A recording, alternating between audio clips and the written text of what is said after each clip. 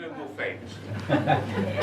Welcome everybody. We'll be sort of shouting in that direction. Like to ease up. It's really great to have Nick Romeril back. He's very popular in the gallery, very popular amongst the staff and the clients, and it's been a long time. Now, a lot of people say, who is this new artist that you've got? Well, actually, we've done 4 shows before. We did the debut, sensational debut, back in 2013, Sand, Surf and Stone. Next one in the following year, Beachcomber. 2 years later, Oversea. And then I think my favourite, 2019, was Breaking Ice, his Antarctica pictures, which I thought was sensational. It was a great show. That was based on a 2018 artist in residency for the Friends of the Scott Polo Institute. And it was 6 weeks, and the most wonderful things came out of that. We also had a great opening, and do you remember that fantastic seminar we had where we just talked on blue? Yes. Blue was the seminar, and it was Keith Grant and Nick Romeril talking about blue. It was just one of the best things we've ever done.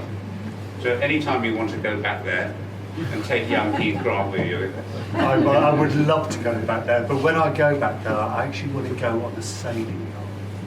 Because the only thing that I had a criticism for, I always heard the motor going on all the time, so I never had that pure silence. That's 5 years he hasn't been here.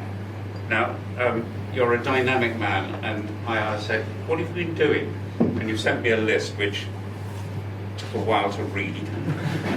But picking out certain things, I was very impressed that you went to South Africa, very impressed that you went to the Seychelles. You assured me these weren't holidays, but it looks pretty idyllic. And that particular, I love. Yes. Forget the beach. We know you do the surf and all that better than anybody in the world, but that enticing little island over there, that's what draws me in. Tell me about your last 5 years. Okay, so obviously during the last 5 years, COVID happened. So I was stranded on my little island called Jersey, and I kind of had to sort of find things to do, and lucky enough, I'm surrounded by the sea. And my motto in life is I want to be in, on or by the sea. And so I kind of just carried on painting. And the nice thing about, so when COVID first happened, I was absolutely terrified. I thought the end of the world was nigh.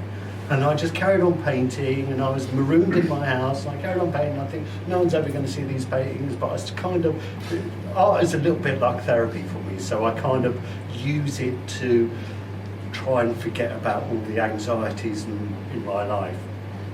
And I was painting away, and then all of a sudden I noticed that people were actually starting to buy paintings, or looking at paintings, or even looking harder at paintings, because there was, you couldn't go on holiday, so people kind of had to find other ways to sort of relieve that desire to escape.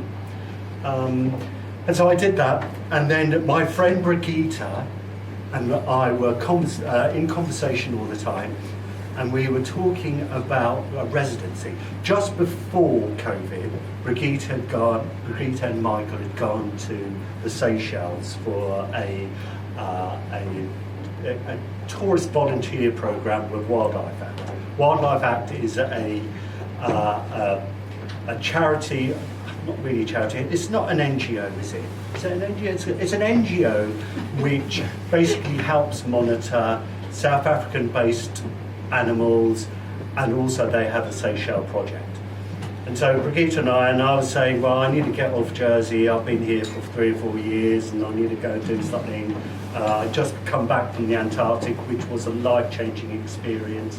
It was an opportunity where I learned that going away and experiencing something out of my normal life could infuse and enhance the work that I create. And so during COVID, we spoke to Wildlife Act, and we arranged that I'd go to, first of all, South Africa, which is completely different. There's no sea. And so I was a little bit nervous, but I was going, oh, what am I going to do, you know? And then I went into this project, and the project's amazing, you know. Like you volunteer as a monitor. So you're in the back of a bucky or pickup truck. I now have a bucky because I really like the name bucky. And you're sitting in the back of a bucky, and you're trying to find endangered species to track what they're doing, where they're going, if they're healthy. And you do that all day, every day I did it for 6 weeks just about. And during that time I was drawing, and I was trying to sort of think about, okay, so how can I do this? You know, I paint the sea, I paint landscape, you know, if you look at all the paintings, they're about place rather than being. And then I came back to Jersey and I started painting the landscape. Now, the thing about the bush, I don't know if any of you have ever experienced the African bush, but it's actually quite scrubby, so it's not particularly beautiful. There is drama, but you have to wait for the end or the start of the day. During the day, you've got these gnarly trees which have been knocked over by elephants or eaten by giraffes. But the most magical thing about them is the animals. So halfway through the first year of coming back, all my paintings are studio paintings. So I take photographs, I do drawings, I try and memorise, and then I come back to my studios and I try and reflect and recapture the sensation that I was trying to achieve. And I came back and I got really frustrated one day by doing these landscapes. I said, right, that's it. All I'm going to do is I'm going to paint with life-size rhinoceros, and I'm going to take 1 day to do it. So I stretched a piece of canvas 4 meters by 2 meters, and if you go on my Instagram, you can see me actually paint it, and it really only took a day to do.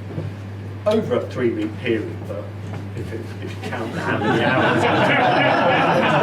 Okay, with painting, there's a lot of sitting and scratching my arse and, you know, thinking about it, thinking, okay, right, so what I tried to do is I tried to get in those paintings the direct or the rapidity of the animal alive. So there's large brush strokes, there's spills of paint. And anyway, so in the end, I painted this series of paintings which are life-size animals, and then I exhibited those, and that's one of the exhibitions I had. And then after that, I came. So also during that time, I was constantly painting. So I was painting the sea, and I was doing all sorts of things. I do these little day trips. So when I don't go on big journeys, I do day trips to the Equihos or to the north coast of Jersey or to Plemel Bay, and I just go and I'll spend a day sort of walking around, drawing and painting and doing all sorts of nice things, really. Usually on my little boat, which is just a great excuse to use my little boat. And so after the South African exhibition, the South African-based exhibition, I raised quite a bit of money for Wildlife Act, and I thought, okay, right, I want to do something else. And obviously Brigitte and Michael had been to the Seychelles, so we had to go. So Brigitte was always saying to me, you know, that's the place you need to go because I paint the sea and, you know, the sea's a different colour. Obviously I've been 2 trips to the tropics before, but I've never really, when I go on holiday, I try and go on holiday. I take a sketchbook, but I'm not seriously looking. So I went to the Seychelles, and the Seychelles was an amazing experience. Tell me if I was amazing experience, and the lovely thing about the Seychelles is you go to the island. They've eradicated all the endangered species, and most of the endangered. Not the endangered species. I did that mistake a couple of days ago. They've eradicated all the invasive species. So there's no rats. So you go on and you get your bag searched and all that sort of stuff. And then basically you wake up about just before daybreak. And then the thing you have to do is walk the beaches. You have to walk for 2 hours. Maybe you did the lazy job. We worked hard. Well, yeah, okay. Well, you have to walk the beaches, you have to collect litter, and you have to look for turtle tracks. or evidence of settlements coming up. So their priority, their role is to monitor the hawksbill and the green turtle hatchings. So you record where they come in, you put a little stick in the ground with a coconut, you write some details on it, and then I think it's 75 days later they're due to hatch, so you go back and you track them down and you find... He's almost something. He's an amateur. Is it 75 days? 52. 52! Yeah, but a reliable, But in fact, the person you want to know about is Onge. So Onge is this character who kind of, he's like the turtle man of North Island. He's this guy. So I did twice as work for you, and then Can I just say that thank you for introducing and talking of the merits of Wildlife Act. Tonight, 10% of any sales, and there's been some already, so it's good news, 10% is going to Wildlife Act. And previously you've raised a lot of money on previous shows, so we're up and running tonight as well. Okay, so this exhibition, it holds several paintings from, there's about, 15 oil paintings which were made either directly whilst I was in the Seychelles or are studies of or paintings about the Seychelles. And the thing that since I look at the North Atlantic Ocean every day, there's a bottle greenness to the North Atlantic. And there's a wildness which you don't really, there's a different kind of break on the surf. So it's called a short break. So in the Seychelles, the waves hit a steep beach and then crash. Well, where I was, I'm sure there's certain beaches in the Seychelles, but this beach, there was, they sort of rise really quickly and then they pound onto the beach. And so I was very interested to try and capture the difference between the Atlantic and the Seychelles. And so that's why you see, every now and again, you'll see this really vivid turquoise, which is obviously the Seychelles. Whereas if you compare it to the Atlantic is much more opaque in some respects. It's much more green, bottle green. Both are beautiful. And the amazing thing about the ocean is it's all joined together. So if we ever throw anything into one ocean, you pollute the whole oceans. So that's why, it's important to, one of the most interesting things was collecting the trash on the beach. Because you'll have days where, in fact, whilst I was there, it was a change of seasons. So the wind changes from, I can't remember if it was west to east, but it changed. And there's two beaches on North Island. One's called the West Beach, one's called East Beach. And when the wind was coming from the east, the East Beach would be full, but it would be full of, let me just think, it would be full of plastic bottles. Whereas on the West Beach, when the wind was blowing from the west, it would be full of flip-flops.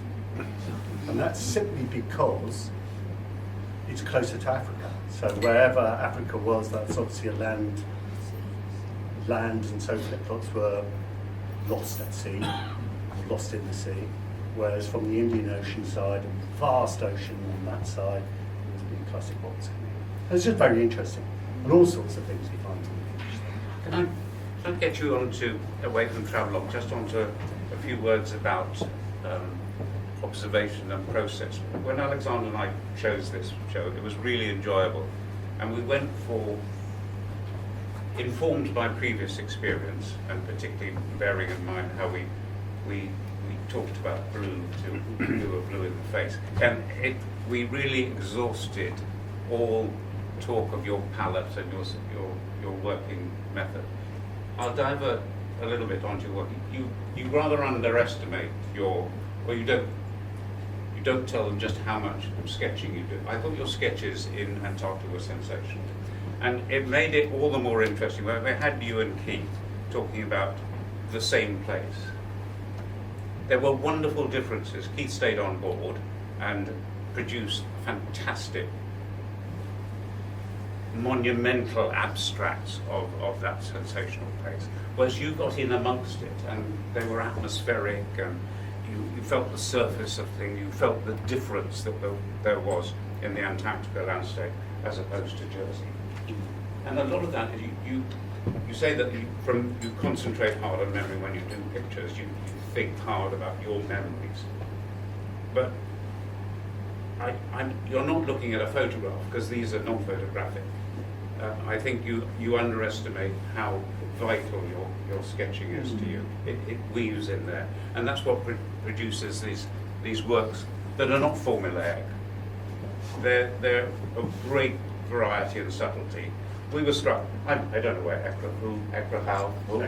Ecrahose, but we were struck by how strange and weird and enchanting they looked. So we had to scoop them up.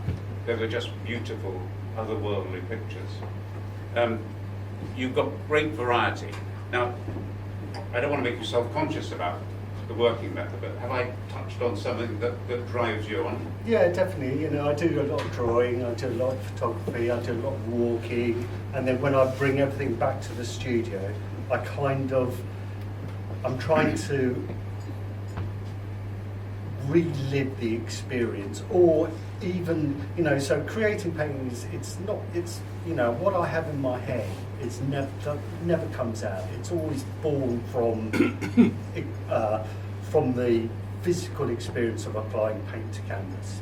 Now, basically that's all these are. They're just touches of paint onto the canvas. And you have to live with what accidentally happens, because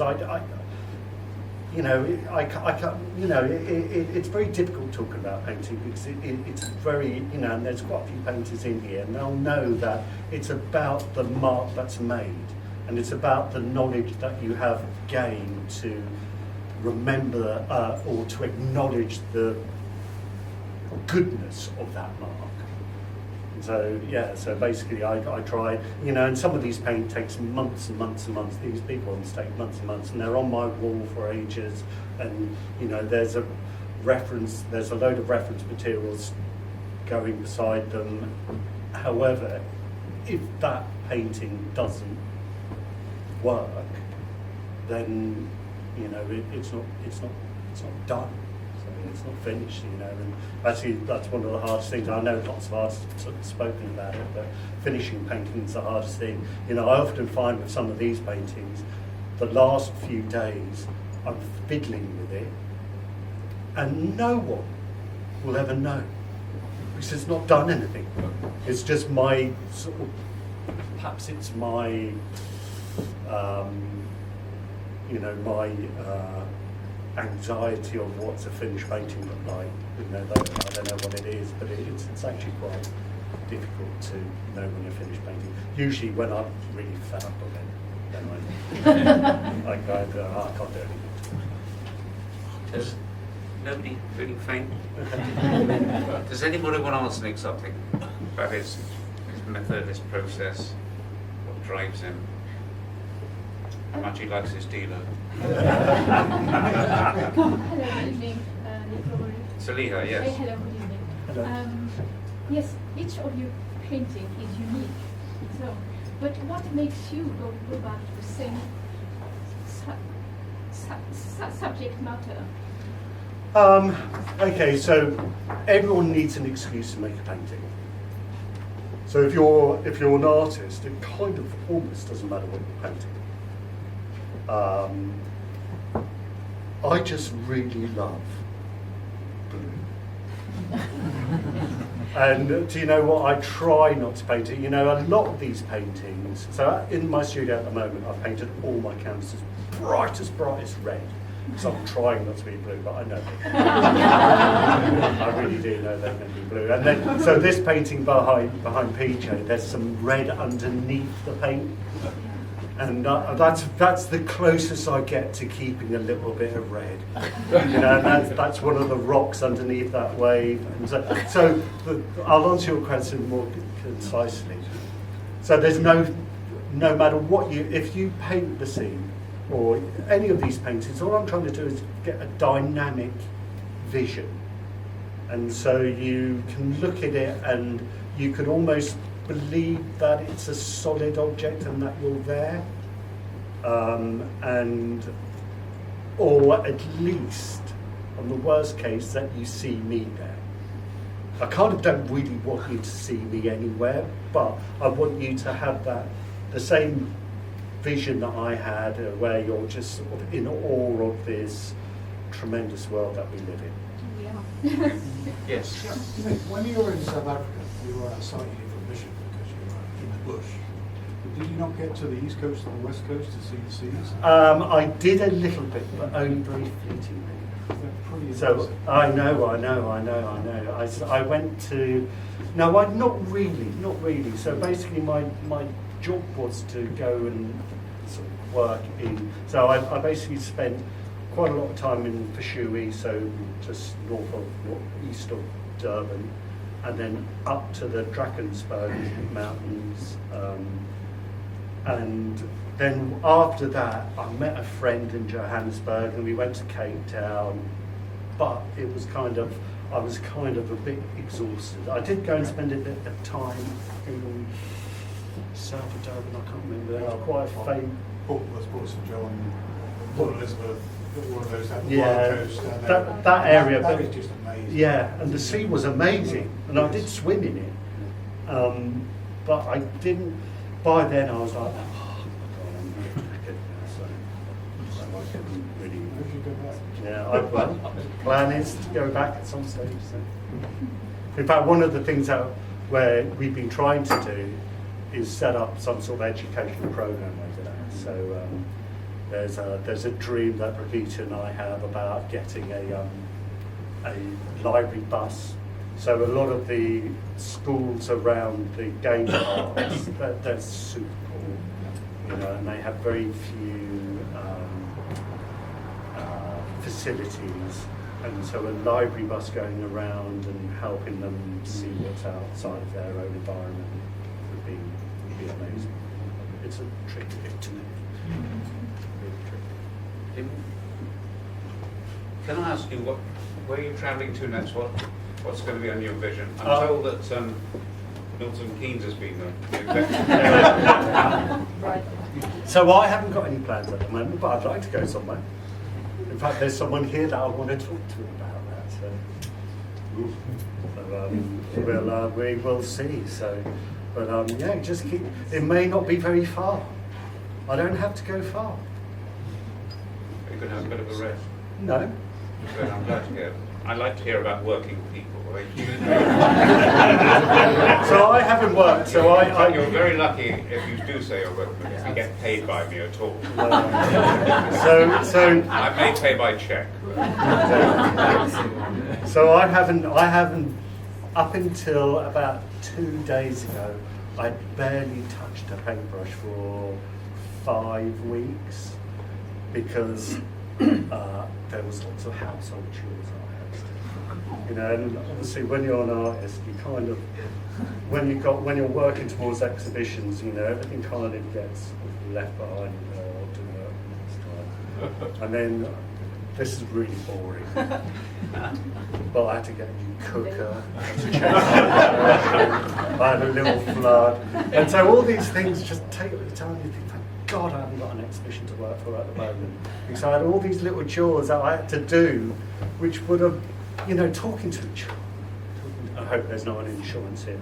If you ever have to deal with insurance brokers, it's like, anyway, so now I'm back. I started Friday. No, I started Thursday and Friday. I've been making a bit of sculpture actually, so I haven't been idle. It's just. Tell us about your triumphant sculpture. Go on, have a little. Oh yes. Yes. So I work quite a lot with Durrell, which is Jersey's, and they've done a couple of sculpture trails where they commission a sculpture to be made by a company, and then they invite lots of artists to paint the sculptures, which are then auctioned off for Durrell. And I've done one before, and then last year or the year before, they did one which was called the Tortoise Trail, And they asked me to do a design, and I did a really bad design. So I didn't want to do it. However, they rang me and said, "Will you do the only hair?" So the idea is the tortoise and the hair. And I thought, okay, of course I will. And then I went to auction, and it raised £100,000. So I was like, it was like, really? Right? Okay, so this means now £100,000. Unfortunately, it doesn't work like that. But so that was, to be honest, I love working with charities. They give me a lot. I hope my skills help them a bit or part of their way. But I really love working for. I'm a very lucky man. I live in a fantastic island.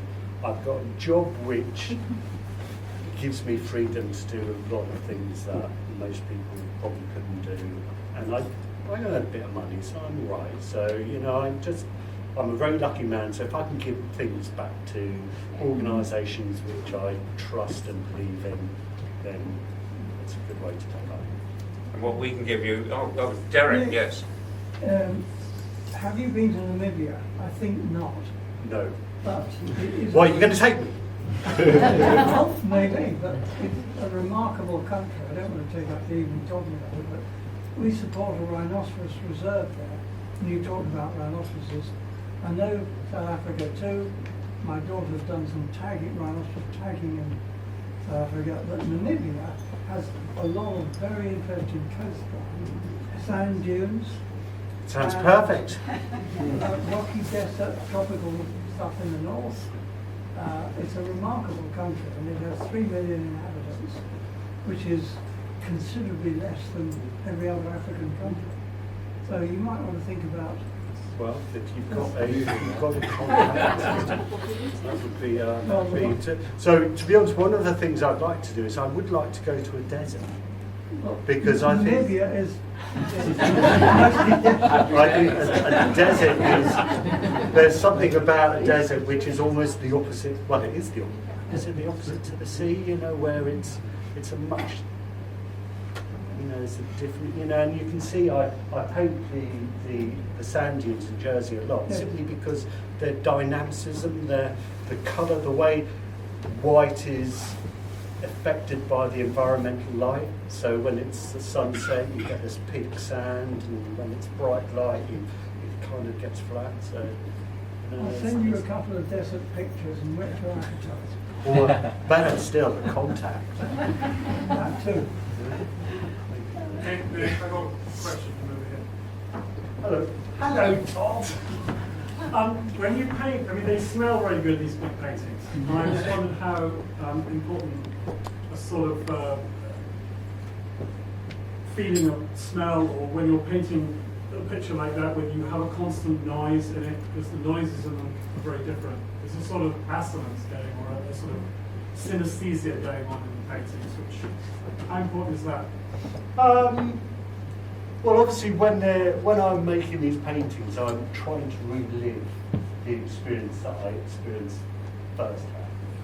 And there's nothing better than the white noise of the sea. Yeah. When you hear that washing up. And in fact, it's quite interesting you say that, because as there's a short wave in Seychelles, it's almost like a much sharper sound compared to the long surfy beaches in Jersey, where you feel that you see the water come up and then trickle down slowly. But it is.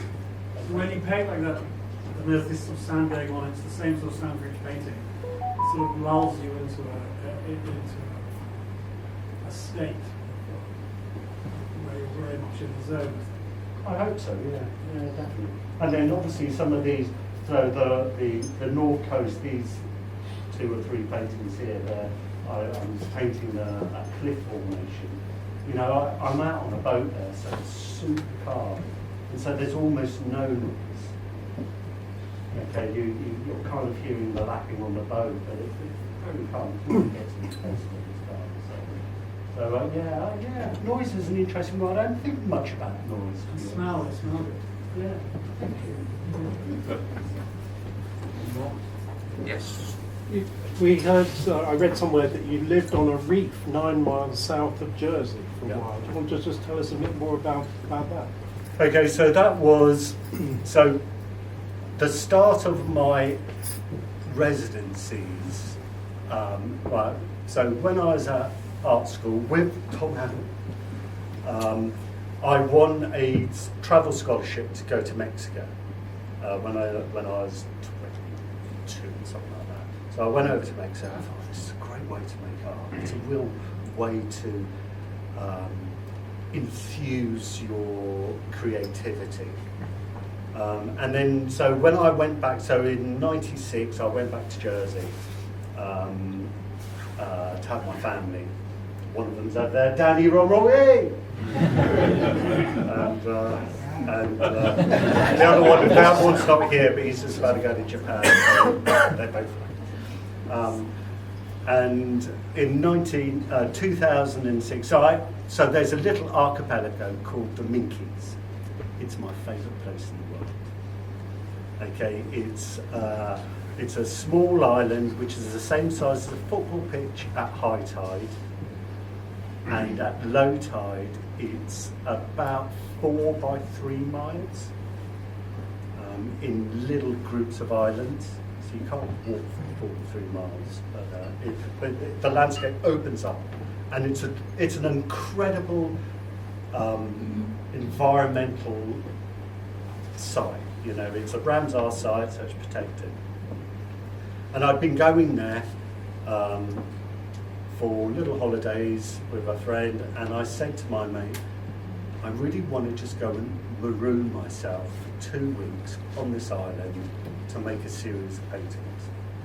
So for 2 weeks in June, I remember it was July the 4th, I went over, and it was a perfect flat day, super hot, 30 degrees, which is very rare in Jersey.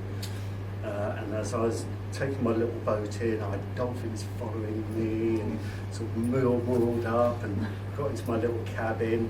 And the little cabin is, they're basically fishermen refuges from ancient times, well, not ancient times, but before motorboats. The Jersey fishermen would sail out there, which would take them half a day, fill their boat with catch, stay over a couple of nights, and then sail back with their catch. And then it was mined, and the Houses of Parliament were built by some of the mined granite from the Minkies. And so I went out there and I just painted, and it's a fantastic place. It's amazing. The history is amazing. On the rocks, you know, if you were mining there, people would score their names or their initials and the date. So the earliest one I found is 1782, or is it 1872, something like that. But they're ancient, so you can just imagine people being on this rock. In fact, it's Neolithic. So there's a part of it which still has Neolithic soil, tiny little part, and if you go there, you can find tiny little bits of pottery, you can find all sorts of stuff. So it's incredible. It's an incredible place, and it's just magical. So I went there, and it's my first real residency. So I self-imposed myself there. It was not really very difficult to do. Lucky enough, I've got a friend who's got a hut out there, so I can go and stay there. And I stayed there for 2 weeks, and then the storm. So for the first week, it was fantastic weather, and then the storm came, which was the best thing. So no one could visit me. I had a 4.7, I had a 16-foot Orkney coastliner, if anyone knows what that is. So it's a little open boat, and I was watching it doing that on the mooring. And I started painting. So the most, I don't know if anyone knows this. Okay, I'll ask a question. What's the most southerly building in the UK's use? Toilet. Who said that? Oh yeah, you bloody know. Okay, so it's a toilet. So the closest thing to Europe is a toilet. You're happy about that. And so it's just magical. And so from there, I kind of thought, okay, so that's how I do it. You know, I do drawings, I do photographs, I come back to my studio, I make a series of paintings, I exhibit a series of paintings, and go from there. So that kind of gave birth to ambitions of travelling. Thank you, Nick. You've given us so much, so can we give something back to Nick? Yeah. Big-